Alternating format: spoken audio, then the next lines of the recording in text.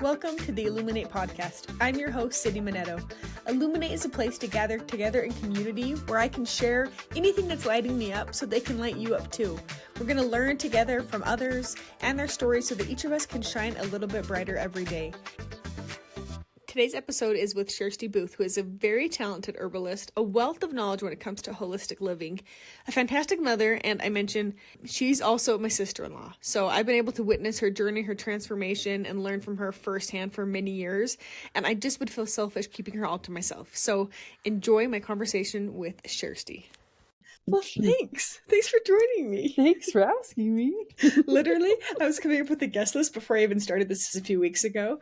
And I was like, Shersti, first up on the docket. So, oh dear. No pressure. But you're my first guest. It's just when I texted you earlier and I said everyone needs to, like, you're just the smartest person I know. I just really do believe that. So you're way too nice. All the people need to hear from you. So, Shersti, welcome. So happy you're here. I'm excited.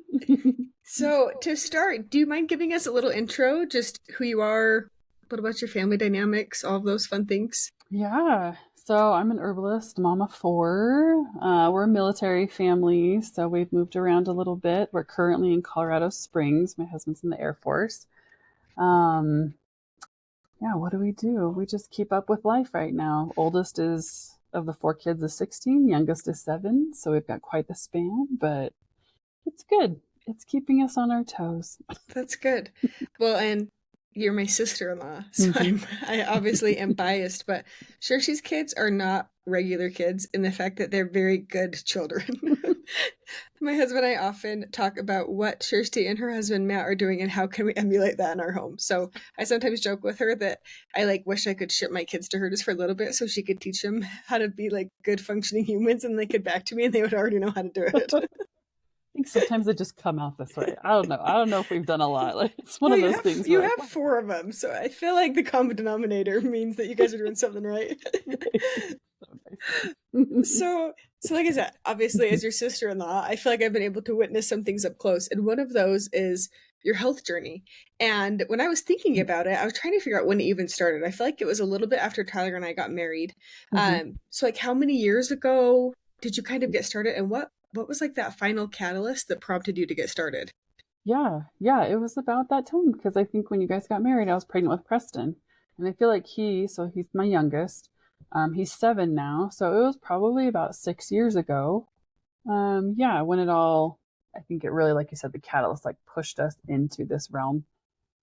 He got sick with unexplainable health conditions. We went to all the doctors. They couldn't figure out what was going on. And I actually remember talking to you about it because I was just at my wit's end, and lots of prayers and lots of research. And I remember you asked one of your crunchy Facebook groups for some ideas, and they actually recommended a book called The Dirt Cure by Maya Sheetreat.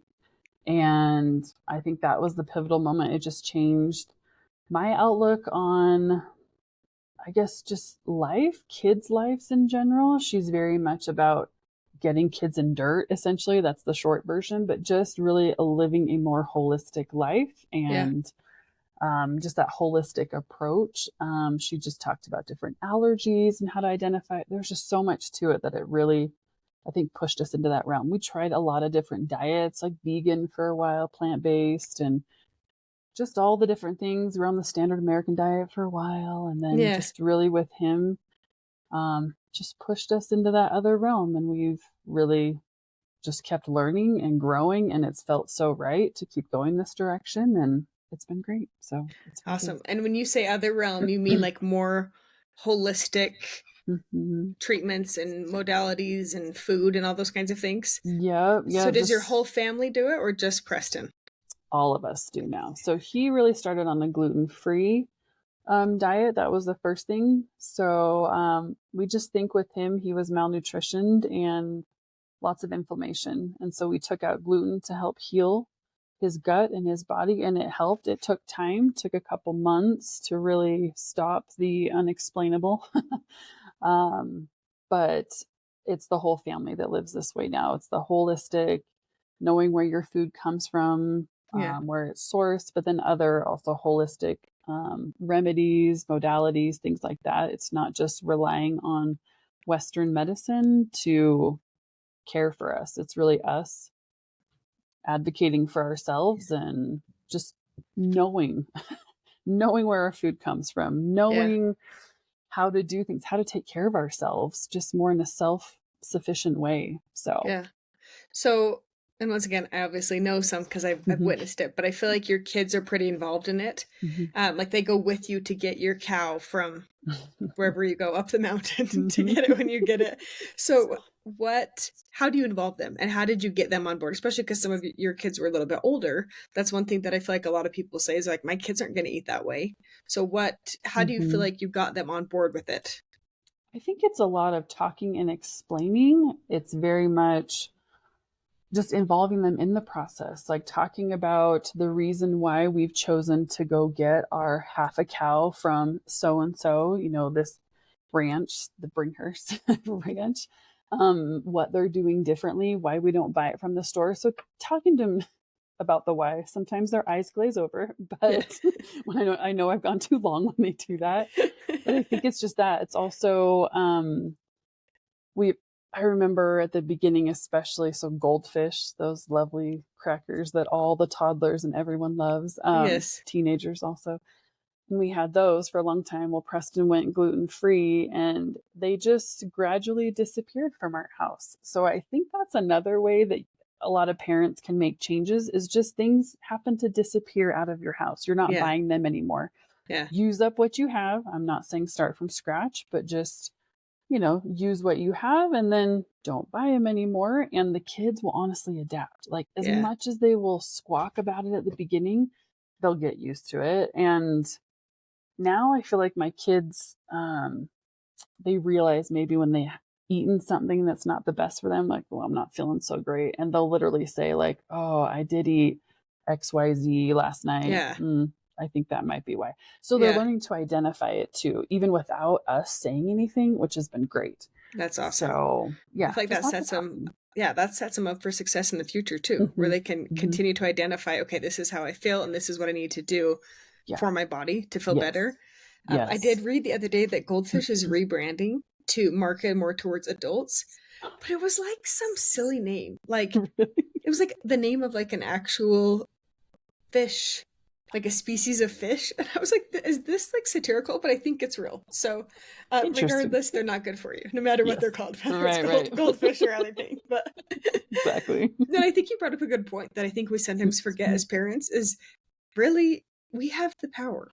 I Yeah. mean, like in a lot of ways. I mean, kids, we obviously can't control them, but in terms of like what's being brought into our home, Hmm. I mean, like, I obviously have young kids who are all kind of tiny terrorists in a way, but like, they're not making money. They're not going to the store. They're not buying. Even your kids that are older, like, they're not doing those things. So it's like Hmm. we have that power, and it does help set them up for success. Like, why would we not give them tools now in the safety of our home to carry with them into the Yes. world? Yeah, exactly. And you can do it in a way that isn't mean or tyrannical. Yeah, It's just like an easy transition. You just ease them into it and they adapt. Like, kids are so adaptable and resilient yeah, too. And then I think once they also start feeling better, they may not connect the dots when they're little quite yet, but it will, as they go through and grow up, they'll make the dots connect. They'll make the connection. So yeah.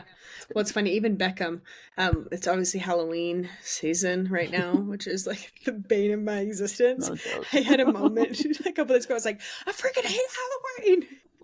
And Beckham was like, "Why? I thought you loved holidays." I'm like, "I like the fun part, but I hate the constant, just like the presence of junk, and it's just everywhere." And so, and we obviously try and help our kids. Once again, they're small, but we're trying to help them learn to regulate it. And Beckham actually, he ate something, and he's like, "Mom, I think I had too much sugar." I'm like, "You 100% have for sure," but I'm glad you're recognizing it. So, like you Yeah, said, good kids job. are sometimes smarter than we give them credit for. They So, are. They are. um, so what like of all the different changes, I mean, you guys have Mhm, made a ton. Like you obviously started with diet and then you made all these lifestyle changes. Like you mhm. really find like lower tox options and different things like that. But then you also started looking at like alternative treatments, not just for Preston, but for the rest of your family. So I mean, with all of those, like if you could pick, and maybe you've kind of already shared it, but like what's your biggest takeaway in all of that? that you've learned as you've like made this shift over the past few years? Yeah, I've been thinking about it a lot, and I feel like there's three main ones. The biggest one is do the research, advocate for yourself, for your family. And if you can't do the research, then find a trusted individual that you know that's maybe done that research and you rely on their knowledge, because we can't know everything. Yeah. But there are certain people in my life that I'm like, I trust you, I will go to you because Yeah. whoa. And then another one is trust your intuition, mom's gut, parents' gut, like trust that intuition that you have, because it's leaps and bounds. That has Is made a real. huge difference. So real, Yes. so Yes. real. I And then think the it's other, something like God given to us. For Like it's sure. like, here, you have stewardship over these tiny humans. Like, let me give you an extra tool. And I feel like Yes. we often kind of like write it or like kind of, write it off to be like, I don't know, like maybe I'll just, ask this person. And it's like, we have it for a reason. Like we are their biggest advocates. We are the ones that are supposed to help them get to where they need to be to succeed. And so, yeah. Amen to that too. Yes. I'm doing like small claps and snaps everywhere. Yes. Trust your gut for sure. Yes. And then the other one is, I think food matters.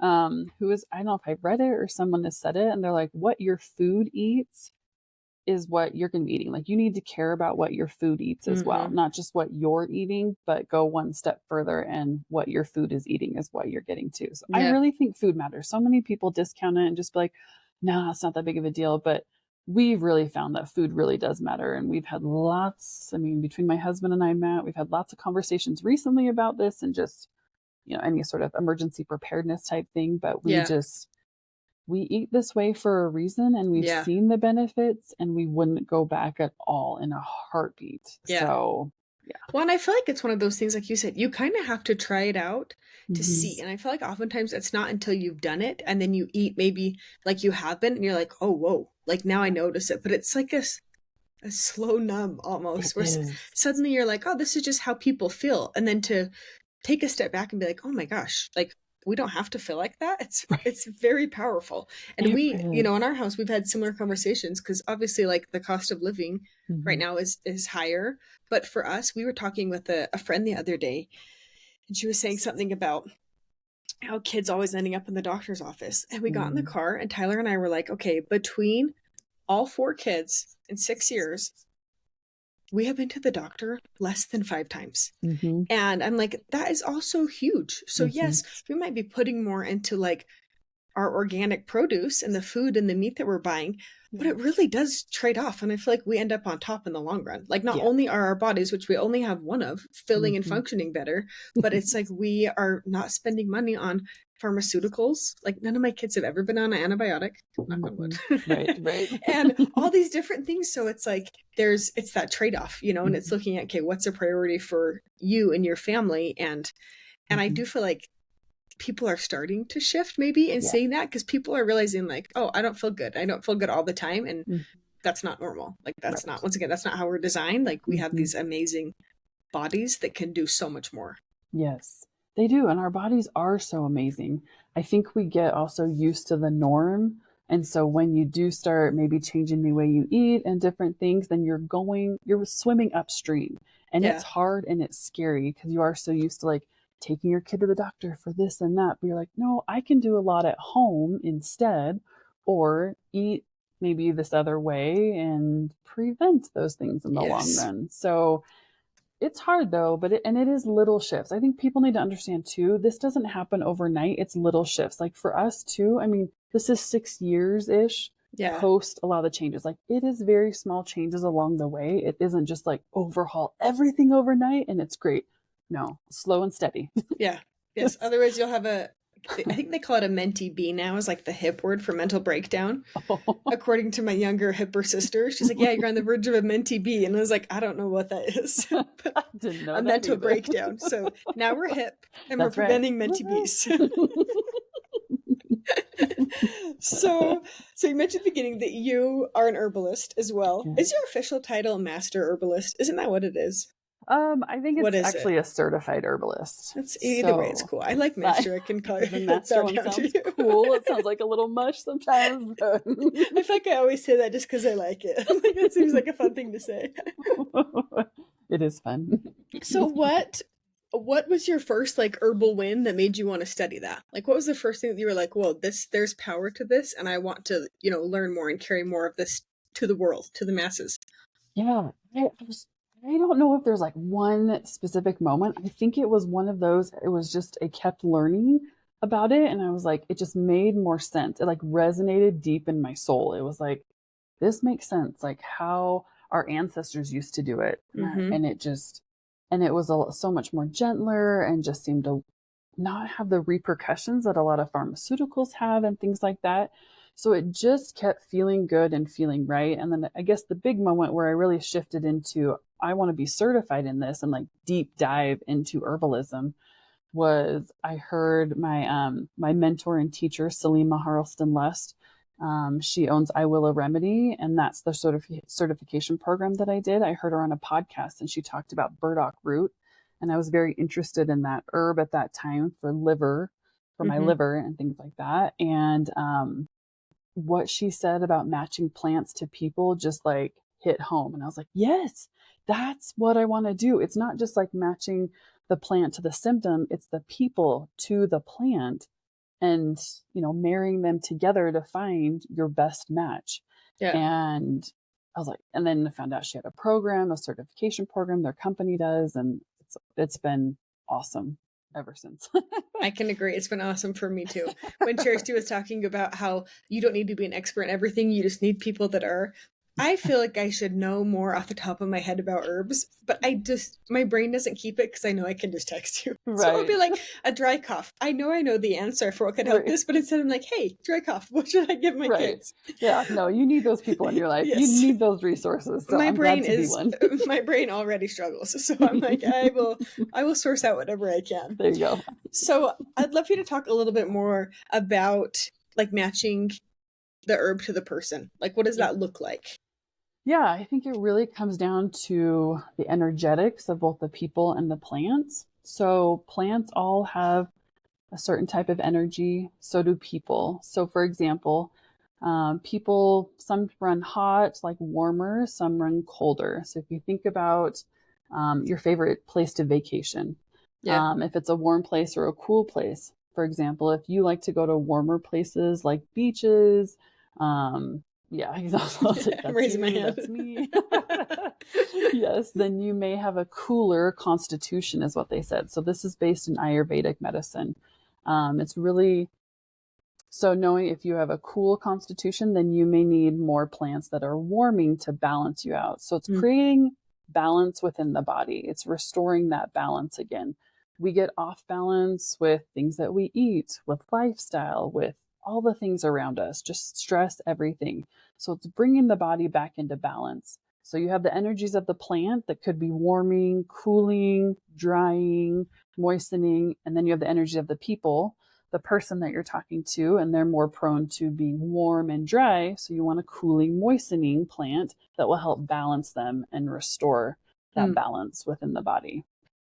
That's perfect. So when you work with clients, you look at the whole person before. Yep. Yeah. And then there's certain things though, I feel like, obviously that are like kind of like good to have in your closet, like especially for young families. I feel like that generally match to help, like, dry coughs respond better to something that more than like a wet mucousy cough or different things like that. Right. Okay. Right. Yeah, there's definitely, and plants help with a lot of the symptoms. But if you're really trying to treat a root cause, like the whole person, you definitely want to try and restore that balance within the person. Awesome.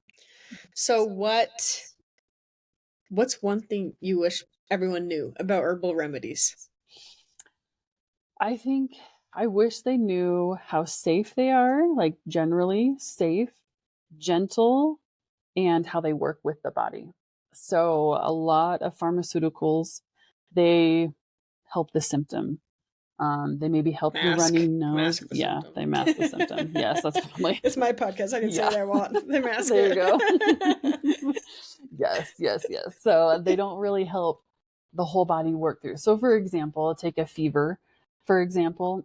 I was hoping you talk about fevers. I love when Shersti talks about fevers. It was when learning about this, and I primarily learned this analogy from Jim McDonald, and he's an awesome herbalist, just phenomenal. And when I learned it, I was like, oh, it just blew my mind type of thing. I was like, yes. And it makes sense to me anyway. So hopefully to others too. But, so a fever is the way the body is trying to honestly kill the virus that is within the body. So your temperature goes up and it's trying to heat up the entire body to get that virus to die, to leave.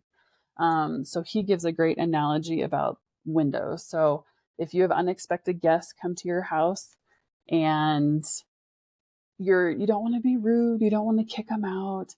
So instead you're like, oh, I'm just going to turn up the heat a little bit. Maybe it's in the summertime. We're going to turn off the AC and just, leave it, let it get nice and toasty in here. So, or it's during the winter time and you crank up the heat. So they're just getting uncomfortable. So they're getting uncomfortable. And so then they decide to leave. Well, what do you do? What do you need to do then to get the heat out of your house? You open the windows to disperse the heat.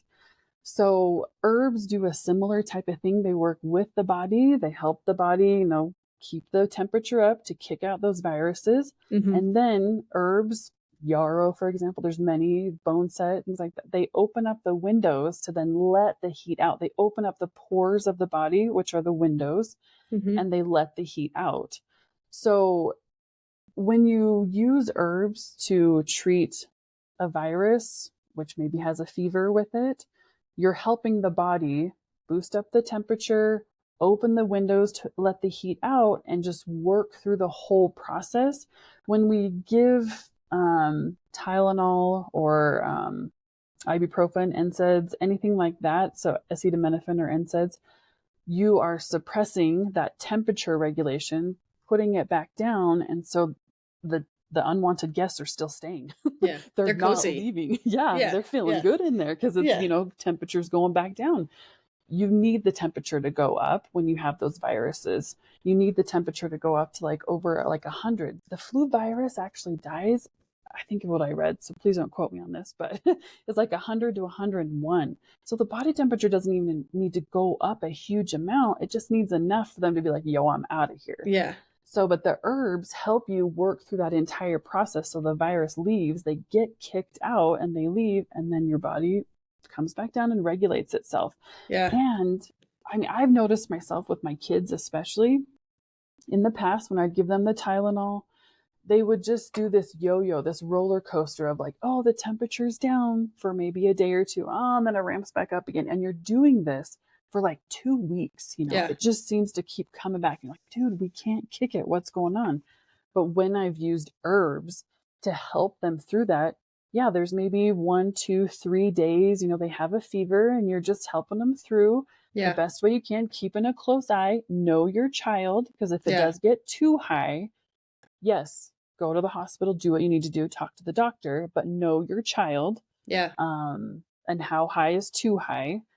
But then after a few days, they've kicked it, the fever's broken, and they're good to go. They're going on with life. Their body's restored and the sickness is gone. So it's just, and it's a little scary. The first time I remember doing this with my daughter, it was scary. And I was like, oh, is it okay? Because I'm so used to this other way. Yeah. But when we've been told to fear fevers, we've been taught over and over again that fever is bad, don't let it happen. When it's when you learn about the body, and once again, how our bodies are made to function, it's for a reason. It's happening for a reason. Our body is telling us something. It's trying to maintain that homeostasis. So having herbs to help supplement it, it just gives it a boost. It just helps strengthen that function that it already has for a reason, you know? And that's why I just wish people knew the herbs work with the body. It's with the body, not against it, not masking, anything like that. It's so, so cool. And using the whole plant,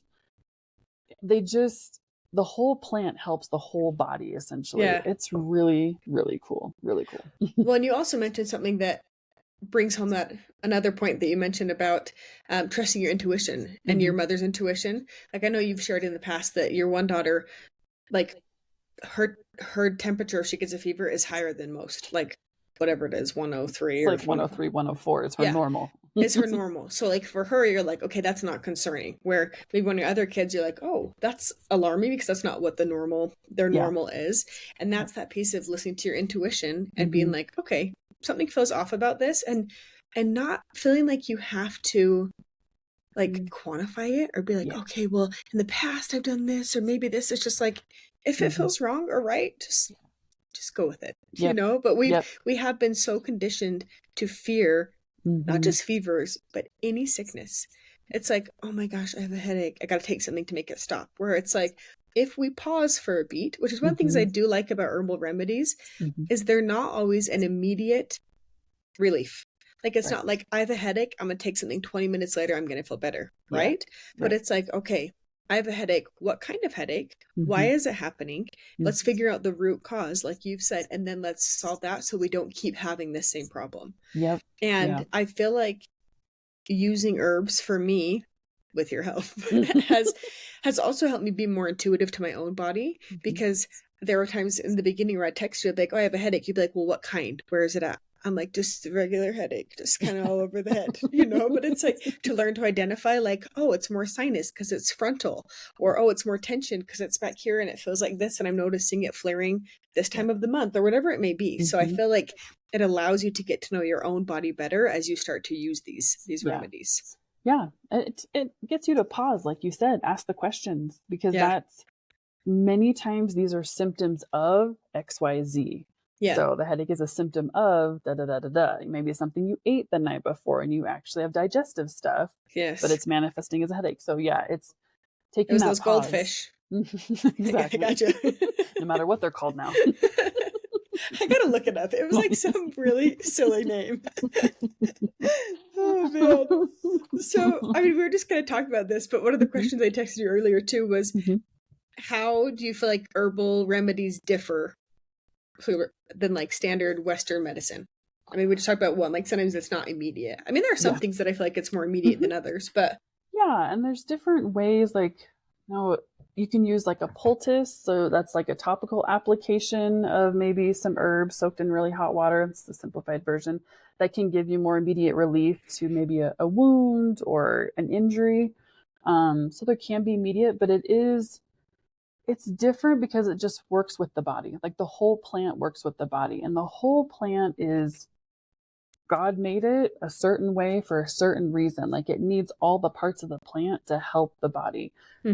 Pharmaceuticals came about because of plants. That's where they all derive from. And usually the pharmaceuticals take one piece or constituent of that plant, extract it because it's the most effective part, and then they make that into a synthetic drug.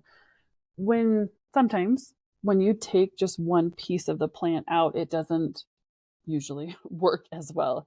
You need the whole plant to work together so that you don't get maybe nausea with something else.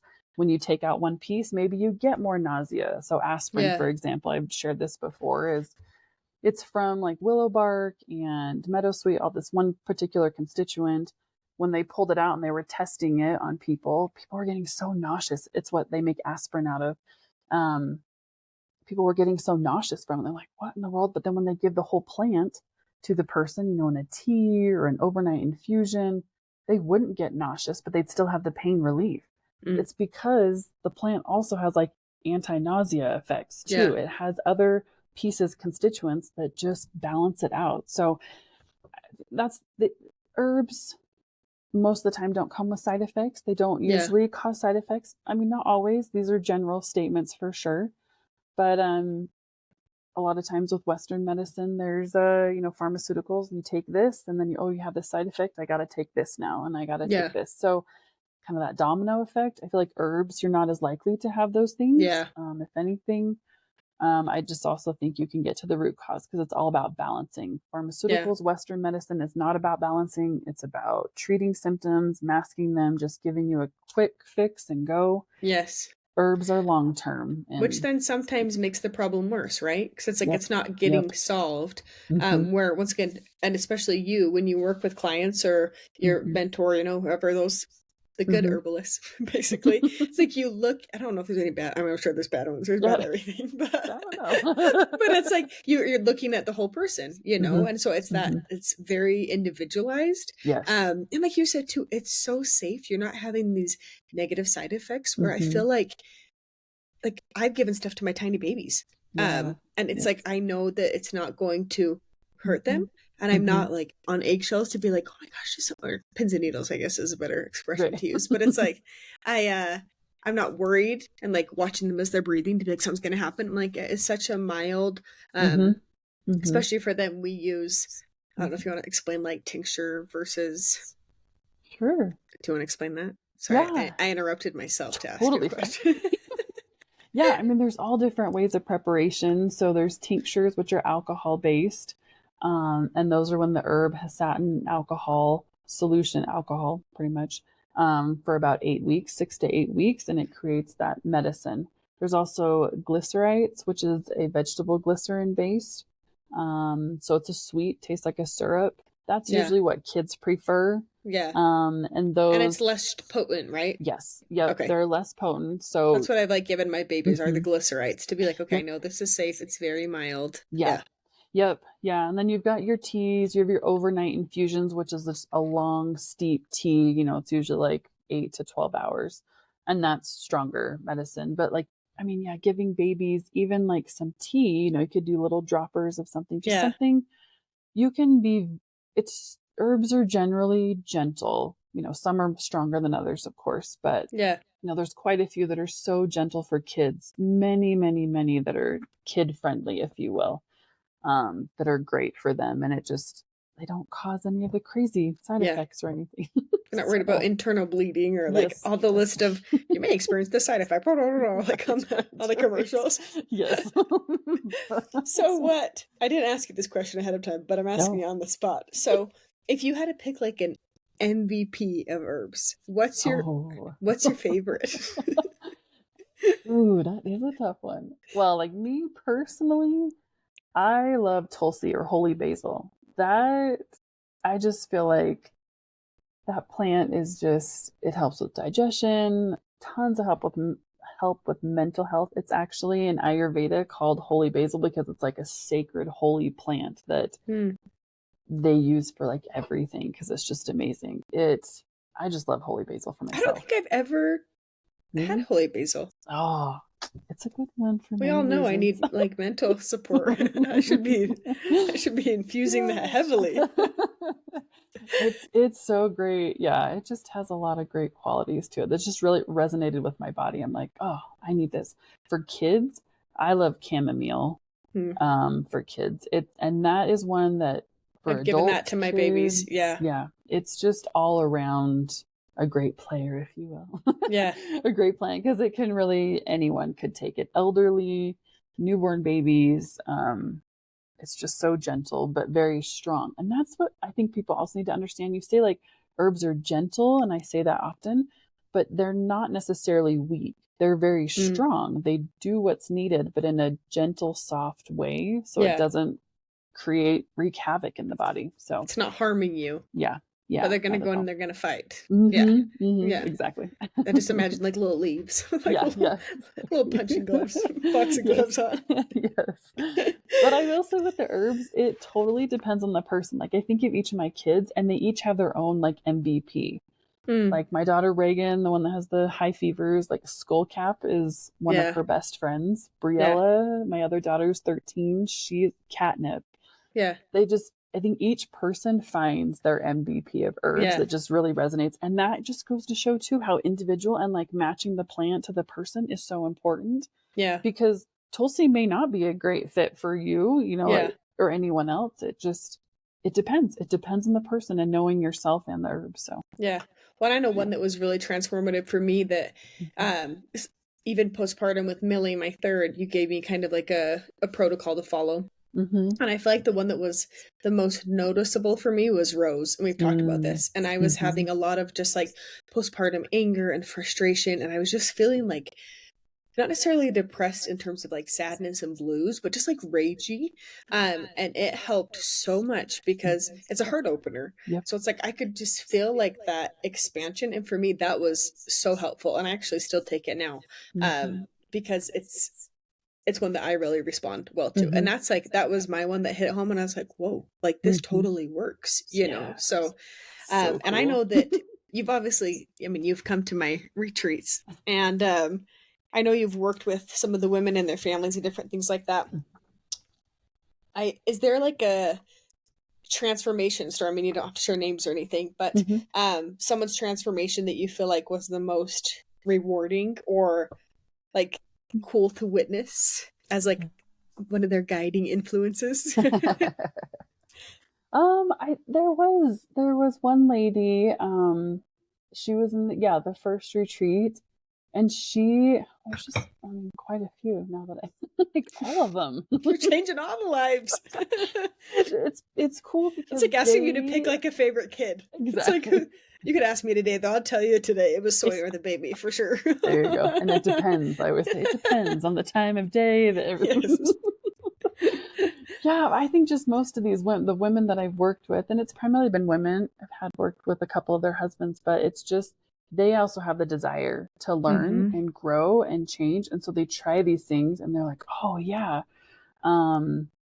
So the lady that I was thinking of, she just tried everything, and she was so consistent, and she's like, I feel the difference, and I ran out of something, and so I wasn't using it for a while, and she's like, I totally felt a difference. It was just night and day, like the tension, the frustration, it just was there, and I was like, oh, I ran out of it. Okay, I need to go buy this. Can't remember what the particular herb was, but she had a so combination. For her mental health, it was the biggest. Yeah, definitely. The mental health.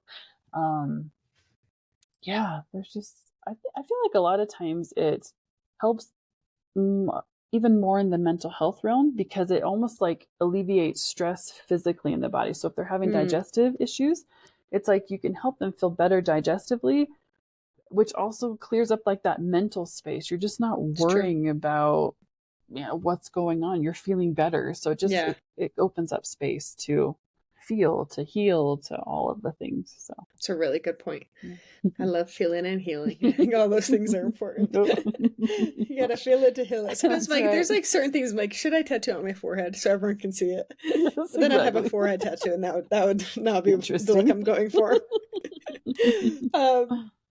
So what I kind of already asked this, but what do you think is the most important piece when you're like looking to match the herb with the whole person? What's the most important piece? Is it that constitution you were talking about, the hot and cold? Yeah, for me, I think it is. It's just knowing their like predisposition, their constitution, what they're prone to most. So if it is more of like that, you can even look at their personality too. And if they have like a fiery personality and they're that type A, go, go, go, you're like, all right, cool. You've got a bit more heat going on in your body. We need some cooling to probably balance you out a little bit.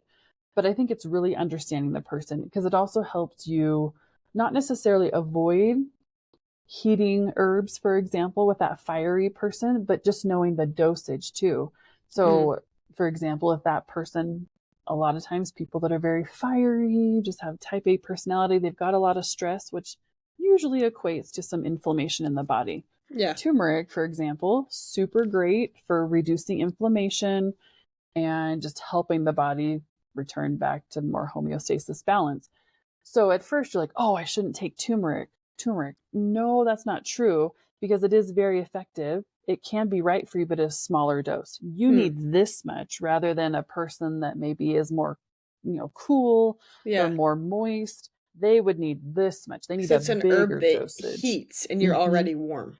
Right. Okay. It is very heating, very drying. And so it can push you over that edge and like really make you hot and dry and exacerbate the problem. Yeah.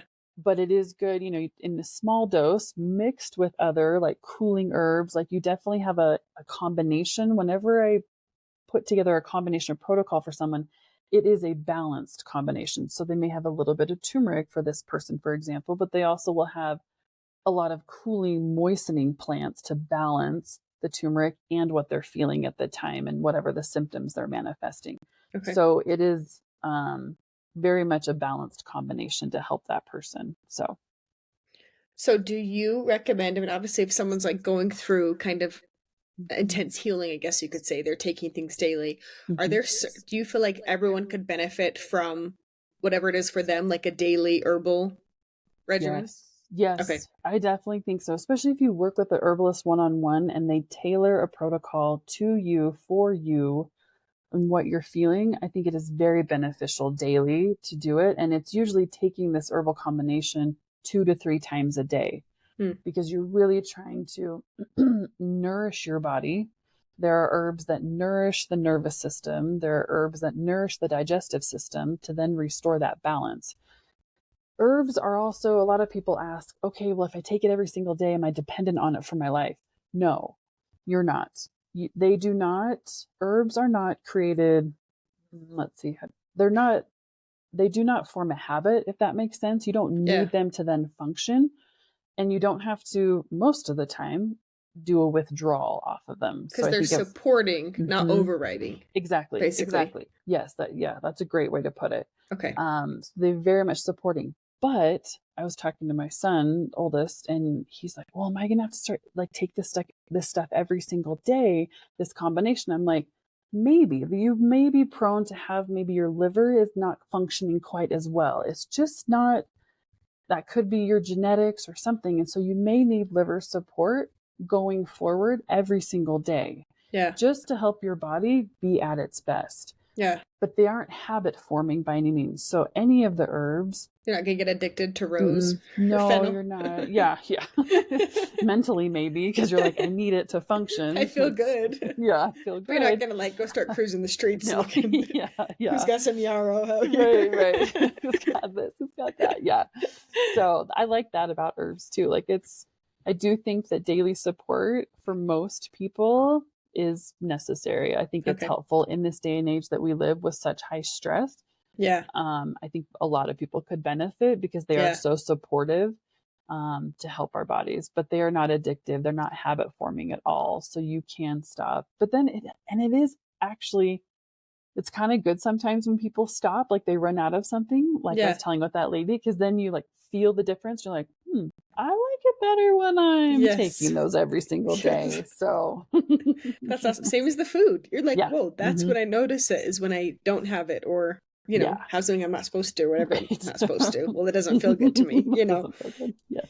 So as you're talking, I'm like, oh my gosh, I already know we need a part 2. We got to talk about the liver. I feel like you're also a liver expert. You've lived a lot. You've had a lot of, that's the phrase that came to me.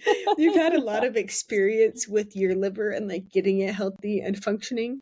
I feel like we need to do another liver episode, because the liver is obviously important. But I think maybe I told you this. I was getting my hair done in Texas right before I moved, and I was overhearing this girl talking to her stylist, and I try not to judge people generally, but I did judge her a little bit, because she was saying she's having liver problems. The girl, getting her hair done, she's like, yeah, it's just so hard, because your liver is super important. And I looked, I'm like, it's literally called your liver. You need it to live. You will die without it. It's not just that it's super important. Yeah. It's not you don't have an extra. It's not a kidney. Nope. It was just so funny. She's like, yeah, it's just it's really important. I'm like, if you want to continue to live, then yes. Yes, you do need it. It is very important. Very good observation. So I'm glad she's figuring that out. That's good. Great. I mean, she was 20, so she's got time, maybe. That's right. But oh yeah, liver's a good one, and most people need liver support. So, because it does so much. So yeah, that would be emotion wise, fun. body wise, detox wise, it's very, very vital. Literally organ. So, and it's very underappreciated too. I agree. I agree. So, I mean, obviously, you're a wealth of knowledge. Now everyone can see why I love talking to you. Always, not just about herbs, but about all the things. So I always, when I talk to people about you, I always say that you're a very grounding person for me. Just because you are just by nature, a very grounded, soothing person. But what for you, I feel like especially where you've been at with like the physical journey and the whole thing these last few years, I feel like you've obviously learned a lot about yourself in that. And what for you is like one or even two like non-negotiables for you that nourishes your own light? Because obviously that's why I started Luminary, the retreats, the Illuminate podcast, is because it's all about light and making sure that we're nourishing that so we can then Mm-hmm. spread it, right? Like you can't Yes. give to your kids if you're Mm-hmm. feeling dark and depleted. So what are your non-negotiables? My big one is slowing down. Hmm. So not overscheduling myself, having less on our schedule in general. Meditation has helped me a ton to slow down, but it's just really slowing down my life. Yeah. Taking breaks. I've talked with you numerous times about this, but in June, I was diagnosed with Hashimoto's. And one of the big things I put into my healing protocol, working with a naturopath, but just something that I came up with is with my husband, and is taking a break in the middle of the day. An hour to read a book, not to read Yeah. an herbal book, to read a Yeah. good fiction book. Yes. I leave my phone downstairs, but I think we need more breaks within our day. I look at my kids, and we homeschool 3 out of the 4, and they do better when they have breaks, when they have that downtime, when they have that time to be bored, to be Yeah. creative. We just need to slow down in life, I think. Yeah. We have a lot going on, and that's my non-negotiable. We just purposely try to underschedule ourselves and slow down and take I think breaks. that's awesome. So I know you've shared too that was like there weren't many pros that came. Actually, there probably were a lot of pros that came out of COVID.